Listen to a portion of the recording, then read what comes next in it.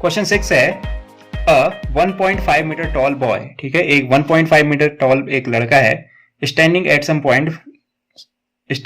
Eight some distance from a 30 metre tall building. एक 30 metre tall building है, suppose उस building को मैं PQ कह लेता हूं, ठीक है। PQ एक 30 मीटर टॉल बिल्डिंग है और एक लड़का उससे किसी डिस्टेंस पे खड़ा है, ठीक है। शुरुआत में मान लेते हैं वो S पॉइंट पे खड़ा है, तो पहले वो S पॉइंट पे खड़े रहता है, एक डिस्टेंस है हमको पता नहीं, ठीक है, हमको डिस्टेंस ही पता करनी है। तो हमारे पास एक PQ बिल्डिंग है जिसकी लेंथ कितनी है 30 मीटर, उससे कुछ दूरी पे एक लड़का खड़ा है जिसकी खुद की हाइट कितनी है 1.5 metre. The angle of elevation from his eye, ठीक है, ऑब्वियसली है वो कहां से देखेगा, आंखों से देखेगा तो एंगल ऑफ एलिवेशन, ठीक है। तो एंगल ऑफ एलिवेशन क्या होगा, ग्राउंड के साथ जो एंगल बनता है, ठीक है।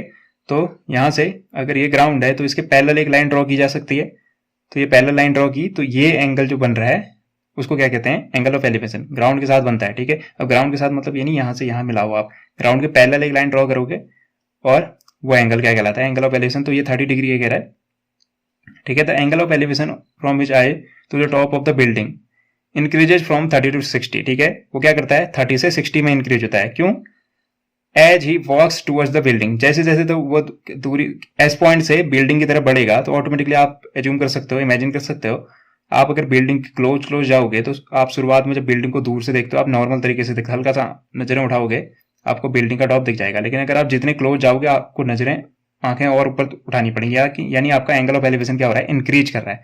जितना नजदीक जाओगे उतना एंगल ऑफ एलिवेशन इंक्रीज करेगा। तो जब आप वैल्यू पुट करने की सोचोगे ना कि 30 डिग्री कहाँ लिखे हैं, 60 कहाँ लिखे हैं, तो आपके दिमाग में इमेज आनी चाहिए आप बिल्डिंग के कितने क्लोज हो तो एंगल बढ़ेगा, दूर हो तो एंगल छोटा होगा। तो यहाँ पे 30 डिग्री लिख दिया, यहाँ पे 60 डिग्री लिख दिया। और हमें पता है कोई भी बिल्डिंग या फिर कोई भी ऑब्जेक्ट होता है उसका ग्राउंड से जो एंगल बनता है वो बनता है कितना, 90 डिग्री। अगर ये 90 है तो ये जो लाइन AR ड्रॉ की गई है ये क्या है, ग्राउंड से पैरेलल है। तो सीधी बात है, इन एंगल्स को क्या कहते हैं, इनको कहते हैं पैरेलल लाइन के केस में ये ट्रांसवर्सल लाइन है। ये पैरेलल लाइन दो लाइन को जब एक तीसरी लाइन कट करती है उसको ट्रांसवर्सल लाइन कहते हैं।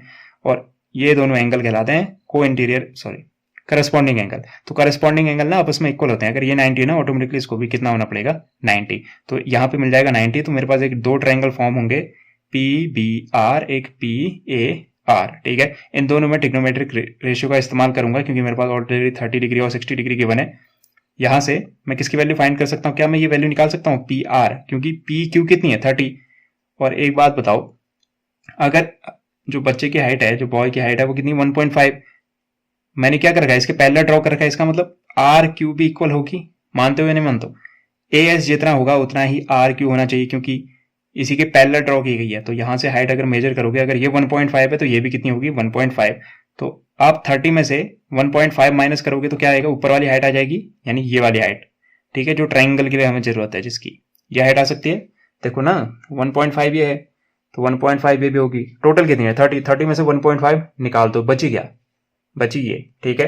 तो अगर मैं इसको मेजर करना चाहूं तो क्या कर सकता हूं, PQ में से 1.5 माइनस कर दूंगा, तो 30 में से 1.5 माइनस करोगे तो रिजल्ट आएगा आपका 28.5। तो शुरू करते हैं। तो ये बच्चा शुरुआत में मान लेते हैं S पॉइंट पे था, फिर ये आगे जब चलता है बिल्डिंग की तरफ तो पहुंच जाता है T पे। तो पहले निकाल लेते हैं PR क्योंकि इसकी जरूरत पड़ेगी, ठीक है। तो लिख सकते हैं हम from figure it can be observed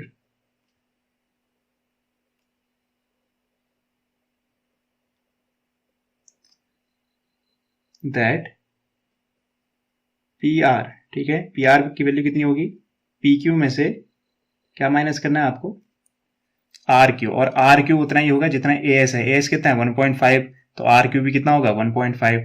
तो आप क्या लिख दोगे RQ, तो PQ कितना है आपका 30 मीटर, उसमें से आप कितना माइनस कर रहे हो 1.5 मीटर, तो माइनस करोगे ये आएगा 28.5 मीटर।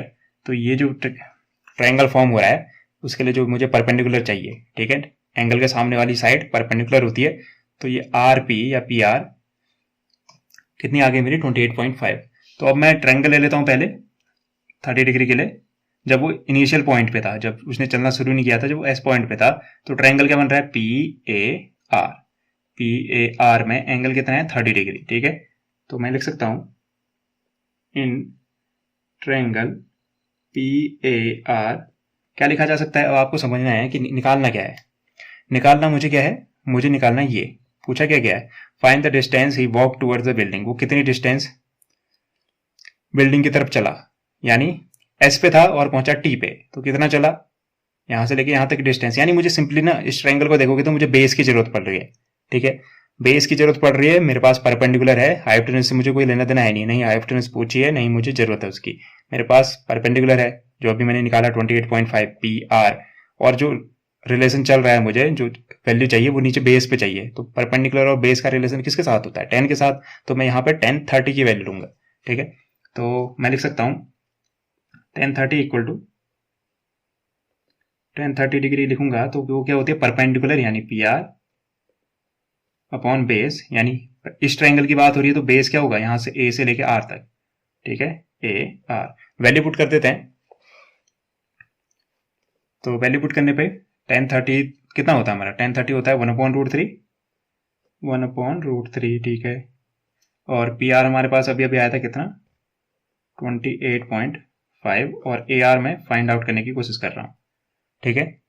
तो यहां से अगर मैं कैलकुलेट करूं तो ए आर डिवाइड में उधर जाके क्या हो जाएगा, मल्टीप्लाई, तो ए आर हो गया मल्टीप्लाई, और ये √3 क्या था, डिवाइड में था, उधर जाके क्या हो जाएगा, मल्टीप्लाई 28.5 के साथ √3 मल्टीप्लाई हो गया। तो मेरी जो ए आर की वैल्यू आई वो आई 28.5 √3,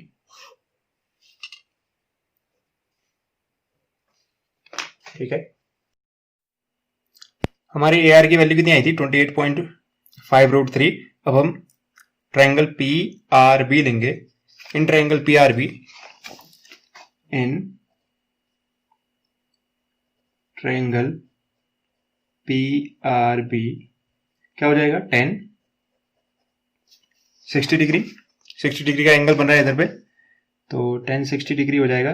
10 क्या होता है, परपेंडिकुलर अपॉन बेस, परपेंडिकुलर हमारा P R upon B R, P R upon B are.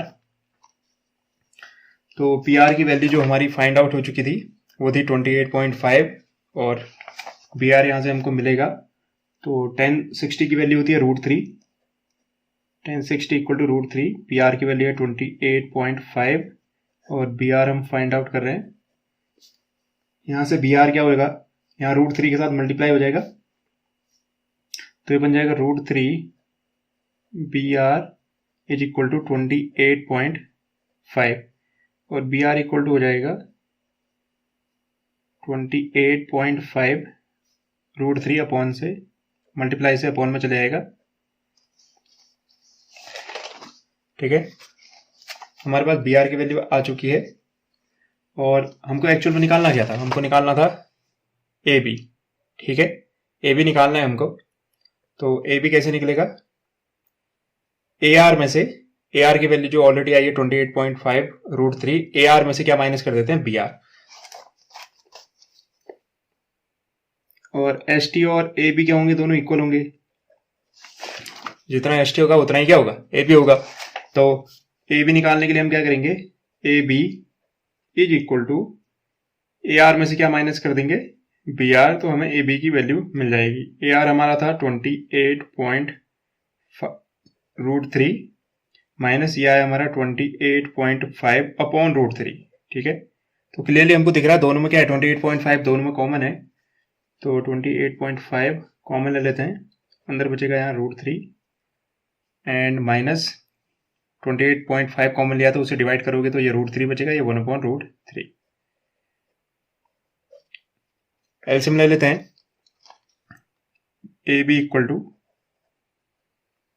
बाहर तो हमारा 28.5 है, अंदर एलसीएम लेने पे एलसीएम क्या आएगा, √3, और √3 यहाँ ये √3 इस √3 से मल्टीप्लाई होगा तो ये √3 का क्या बन जाएगा, स्क्वायर, माइनस की जगह -1 की जगह 1, तो हम इसको लिख सकते हैं, ये तो 28.5 होगा, √3 का स्क्वायर, स्क्वायर और √1 एक दूसरे को कैंसिल आउट कर देते हैं, सिर्फ 3 बचेगा, 3 - 1 डिवाइडेड बाई √3, तो हो जाएगा 28.5, 3 - 1 कितना हो जाता है, 2 अपॉन √3। अब हम क्या करते हैं, इसको रैशनलाइज कर देते हैं, रैशनलाइज करने में क्या करेंगे, √3 से ऊपर नीचे मल्टीप्लाई कर देंगे। ऊपर नीचे हमने क्या कर दिया, √3 से मल्टीप्लाई कर दिया, तो ये हो जाएगा आपका 28.5 मल्टीप्लाई बाई 2 √3, और नीचे क्या होगा, √3 आपस में मल्टीप्लाई होकर क्या बनाते हैं 3, तो ये हो जाएगा 3, और 2 से इसको मल्टीप्लाई करने पे जो हमारा रिजल्ट बनेगा वो कितना बनेगा 57 और √3 एज इट इज रहेगा, अपॉन में क्या है 3, तो 3 से इसको कैंसिल आउट करोगे 19 टाइम्स, तो 19 √3, किसकी वैल्यू, ए बी की वैल्यू 19 √3 मीटर। तो हमसे पूछा गया था find the distance he walk towards the building, वो कितनी डिस्टेंस बिल्डिंग की तरफ चला, इनिशियल जो उसकी पोजीशन थी S थी, फाइनल पोजीशन थी T, और ST किसके इक्वल है, AB के, तो वो कितना चला होगा 19 √3 मीटर। उम्मीद करता हूँ आपको ये एक्सप्लेनेशन पसंद आया होगा और समझ भी आया होगा। Thank you and have a nice day.